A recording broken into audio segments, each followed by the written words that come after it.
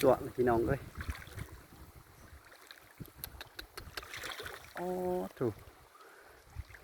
ออกกันมีหนูออกหลายเป็นยังไงเนี่ยจ้ะนี่ต้นกระลุดแล้ว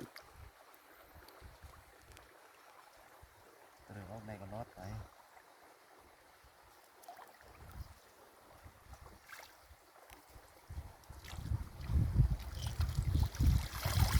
อ๋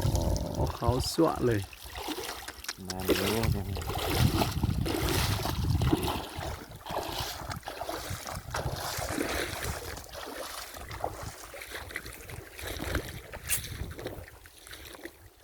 ยกสักสันมึงดู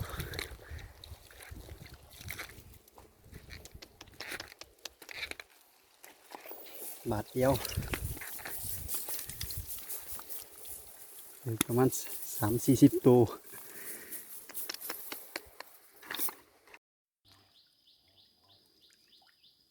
อู้ออก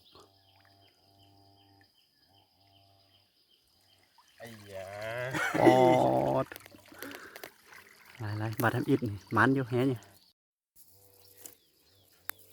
โอ้จะเซลมองอยู่ตรงไปยังไง โอ้มองยังไงเขาว้าวบาดทำอิฐ10 ปลายโตน้อง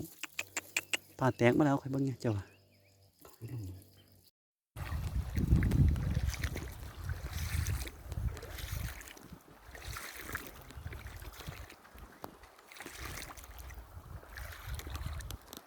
อ๋อถูกจนหานเหี้ย มาพอดีจริงป่ะ เต็มเลยพื้นเหี้ยนั่นน่ะ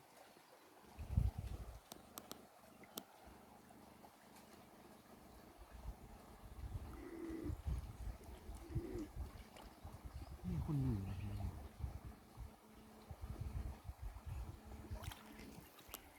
อ๋อถูกประมาณ20 ปลายโตอยู่ในนี้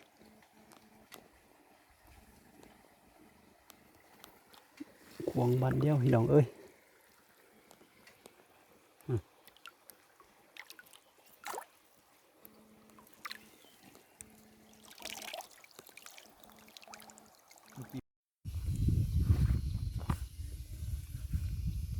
ถ้าเขาจะเตะให้เราที่สุดเพราะหยอดฮะ